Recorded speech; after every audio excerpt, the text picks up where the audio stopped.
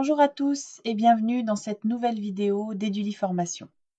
Aujourd'hui, nous allons parler des bienfaits de la réflexologie, ses contre-indications, les précautions à prendre pour la pratiquer et ses effets indésirables. La réflexologie est une pratique manuelle qui consiste à stimuler des zones réflexes précises sur les pieds, les mains, la tête ou les oreilles. Ces zones correspondent à différents organes du corps. En agissant sur ces points, la réflexologie vise à rétablir l'équilibre énergétique et à favoriser l'autorégulation du corps. Parmi ses principaux bienfaits, on retrouve la réduction du stress et de l'anxiété. C'est en stimulant les zones réflexes liées au système nerveux que la réflexologie aide à détendre le corps et l'esprit, favorisant un état de relaxation profonde. Le soulagement des douleurs. Elle peut atténuer les maux de tête, les douleurs dorsales, les tensions musculaires et les troubles digestifs. L'amélioration de la circulation sanguine et lymphatique. En activant la microcirculation, elle contribue à éliminer les toxines et à renforcer le système immunitaire. Le soutien des fonctions organiques. Elle peut aider à réguler le système digestif, hormonal ou urinaire et améliorer la qualité du sommeil. L'accompagnement des troubles émotionnels. En agissant sur les zones liées aux émotions, elle peut aider à gérer les états dépressifs, les troubles du sommeil ou les périodes de fatigue intense. La réflexologie est une approche complémentaire, non invasive, qui s'intègre bien dans une démarche de bien, être global. Bien que la réflexologie soit généralement sûre, certaines situations nécessitent une prudence particulière ou contre-indiquent totalement sa pratique. Ne jamais pratiquer la réflexologie. En cas de phlébite ou thrombose veineuse. La stimulation des pieds pourrait favoriser la migration d'un caillot sanguin. En cas de fracture, entorse ou plaies ouvertes sur les zones à traiter. En cas d'infection cutanée ou mycose sur les pieds ou les mains.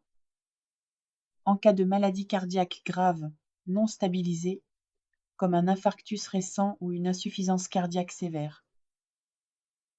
S'abstenir de pratiquer la réflexologie. Sur des femmes enceintes pendant le premier trimestre.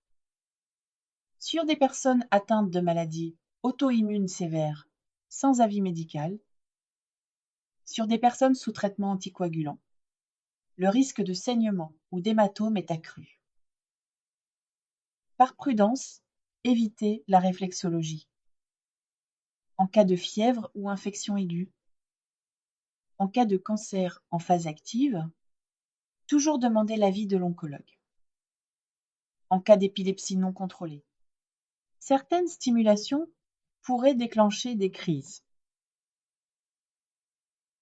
La réflexologie est une pratique douce, mais elle doit être adaptée à chaque individu. Voici les principales précautions à respecter. Adapter la pression. Les zones réflexes doivent être stimulées avec douceur, surtout chez les personnes âgées, les enfants ou celles souffrant de sensibilité accrue. Éviter les séances trop longues.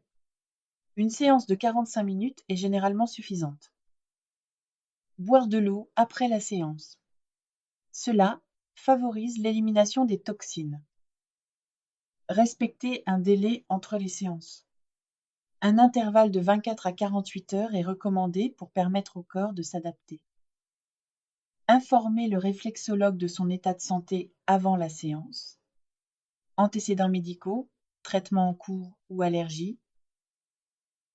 Chez les femmes enceintes, la réflexologie peut être pratiquée à partir du 4 mois, mais en évitant les points liés à certains organes. Pour les personnes diabétiques, une attention particulière doit être portée aux pieds, souvent sensibles et sujets à des troubles circulatoires. Les effets indésirables en réflexologie sont généralement bénins et temporaires. Ils traduisent souvent une réaction du corps à la stimulation des zones réflexes et disparaissent en 24 à 48 heures. Pendant ou après une séance, certains effets peuvent survenir comme des envies fréquentes d'uriner, une transpiration accrue, une sensation de chaleur ou des frissons, une fatigue ou une somnolence, des maux de tête légers ou des vertiges, des réactions émotionnelles liées à la libération de tensions nerveuses, des douleurs musculaires ou courbatures. Ces réactions sont normales et indiquent que le corps réagit au traitement. Cependant, si les symptômes persistent ou s'aggravent au-delà de 48 heures, il est conseillé de consulter un professionnel de santé. La réflexologie est une thérapie naturelle aux multiples bienfaits. Elle doit être pratiquée avec discernement. Toujours privilégier un réflexologue certifié et informer son médecin en cas de doute. Et voilà, cette séance touche à sa fin. J'espère que vous avez appris des choses intéressantes et que cela vous servira pour la suite. Si vous souhaitez traiter un sujet particulier, faites-nous le savoir par un petit commentaire. Merci, à bientôt.